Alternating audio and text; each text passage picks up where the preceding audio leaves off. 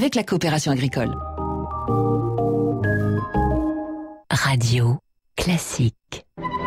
Radio Classique, la question économique du jour. 7h-5, les sanctions contre la Russie ont-elles été efficaces? Que faut-il globalement penser de la stratégie européenne pour tenter de faire plier Moscou dans le dossier ukrainien? Bonjour Gilles Rémy.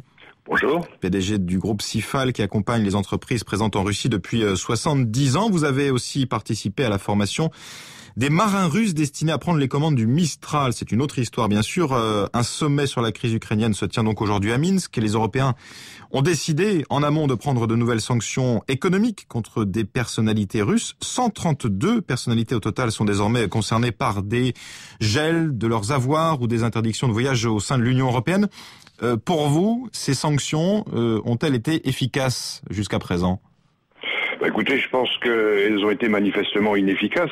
Si tout d'abord, il faut se poser la question, quel était l'objectif de ces sanctions? Est-ce que c'était d'affaiblir l'économie russe ou l'économie européenne? Est-ce que c'était de modifier la politique internationale de la Russie? Est-ce que c'était de détacher l'opinion publique du dirigeant russe? Sur toutes ces questions, on a des effets complètement inverses à ceux qui étaient recherchés. C'est-à-dire que l'Europe s'est tiré une balle dans le pied à vos yeux? Au moins une balle dans le pied, oui, puisque je pense que les sanctions vont nous coûter à peu près un demi-point de croissance, que nous perdons sur le marché russe des parts de marché qui seront très très difficiles à récupérer. Je voudrais rappeler qu'en Russie les magasins sont pleins, simplement c'est que aujourd'hui le raisin vient du Pérou et donc les et non plus d'Italie, ouais. Russes. Pardon ? Et non plus d'Italie par exemple. Et non plus d'Italie. Ouais. On estime, c'est un ministre espagnol qui a avancé le chiffre, que les échanges commerciaux avaient été amputés de 21 milliards d'euros en termes d'exportation par les rétorsions finalement russes aux sanctions prises par les Européens. Ça vous semble crédible ?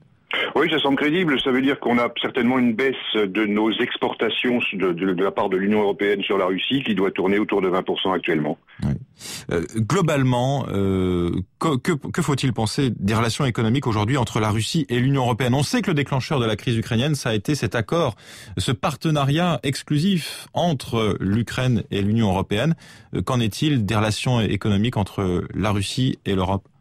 Alors la Russie, c'est un partenaire important. Je ne parlerai pas de l'énergie, mais tout simplement en termes de volume, c'est à peu près 400 milliards d'échanges. La Russie, c'est le troisième marché de la France non Union européenne. Et donc c'est un marché en plus qui pour la France est très important parce que les besoins russes correspondent à des savoir-faire, des pôles d'excellence français. Nos exportations sont des exportations de très haute valeur ajoutée. Et les parts de marché perdues ne se reconquerront que dans très longtemps et très difficilement. Vous qui accompagnez les entreprises étrangères présentes en Russie, vous voyez se développer un sentiment anti-européen désormais? On peut aller jusque-là? Écoutez, c'est que dans les affaires, le plus grave, c'est la perte de confiance. Et ce que je crains le plus à long terme, effectivement, c'est qu'on considère l'Europe en général, et j'espère que ce ne sera pas le cas, mais la France en particulier, comme un partenaire qui n'est pas fiable. Ouais. Merci beaucoup Gilles Rémy pour votre éclairage en direct ce matin sur Radio Classique. Je rappelle que vous êtes le PDG du groupe Sifal qui est présent depuis de très nombreuses années donc en Russie.